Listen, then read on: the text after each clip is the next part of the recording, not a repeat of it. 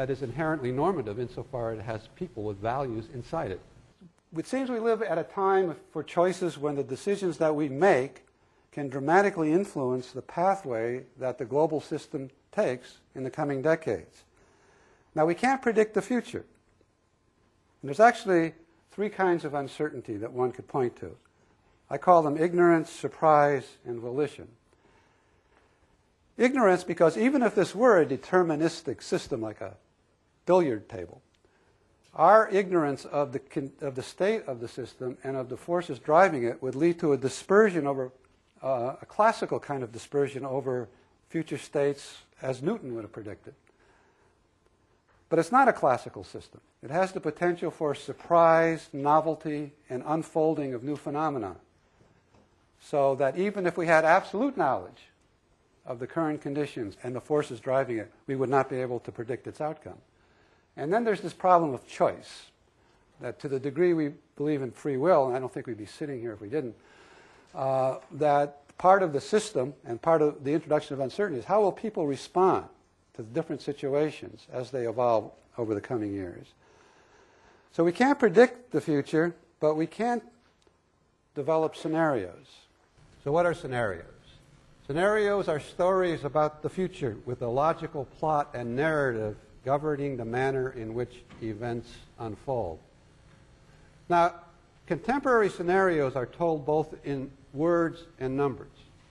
So the narrative allows us to debate and discuss and articulate non-quantifiable aspects that are still key to this whole problem. Culture, values, lifestyle, and more technically, structural reorganizations of the system, which we don't know how to model. On the other hand, models, the quantification, help us to ground all of that and help us to get more detail and precision about those variables which we can quantify. Population, economics, some social variables, environmental conditions, resources, and so on. So the art of this is to combine the richness of the narrative with the rigor of the model and with a good dose of humility, and to understand that this is a kind of science that isn't a QED kind of science, but it's one that's done in interaction with people and in discussions, coming to conclusions about where we might be going, where we want to go, and how we get there. So how do we understand this truly complex phenomena? Well, it poses great challenges to science, to policy, and to everyone who's trying to understand the world they live in. We need an integrated view as this complexity and interaction increases. So we need to look across sectors, across themes, and also across scales, because different issues come into focus as we zoom between spatial scales. To see climate change, you have to go out to the global level, where you see the global economy and migration and geopolitics. You want to see a river basin, you have to zoom down. You want to see an ecosystem, you may zoom over here. You want to look at a sustainable community efforts, zoom down even farther. But as global connectivity increases, then the future of nations and regions and communities is increasingly coupled to the destiny of the planet. So if you care about your place, you have to care about your planet. And the old environmental slogan, think globally, act locally, requires its complement, thinking locally, acting globally. So here we have, if you will, three kinds of global scenarios.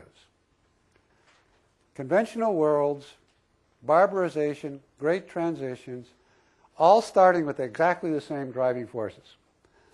Conventional worlds unfold gradually from these dominant forces.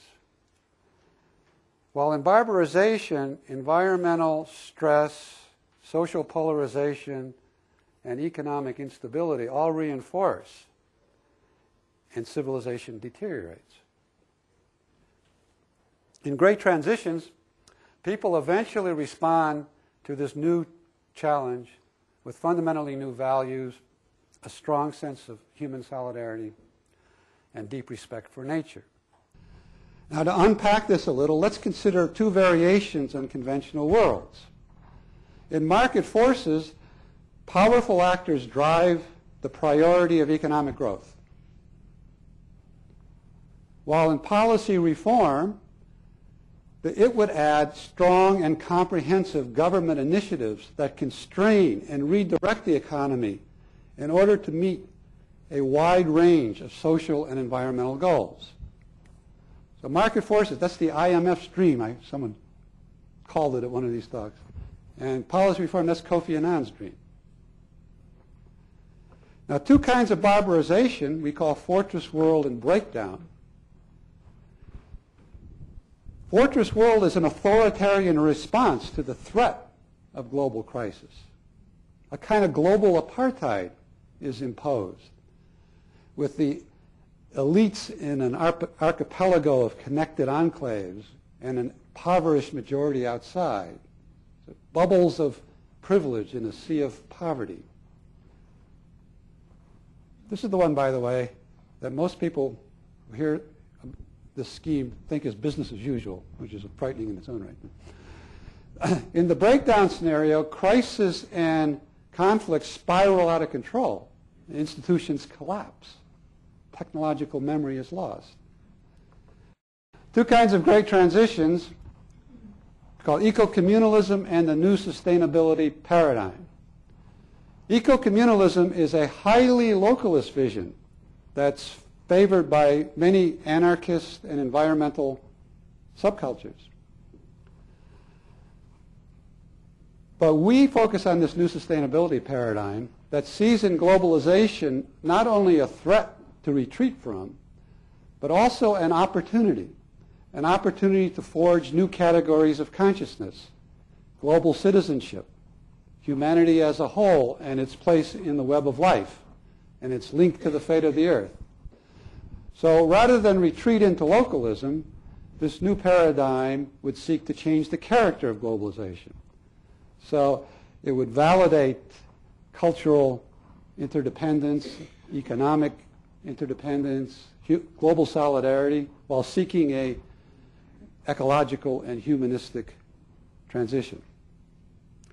Now, the last 30 years, from the Stockholm meeting in 1972 on the human environment, I would say through the Brundtland report of the 80s and the Earth Summit of 92 and the World Summit on Sustainability in 2002, right on through, has centered here. Matter of fact, my career is centered there. Now, that may have started the transition, but to complete it will require the new paradigm of a great transition. Now, these different visions of the future really are different worldviews. They represent really different worldviews.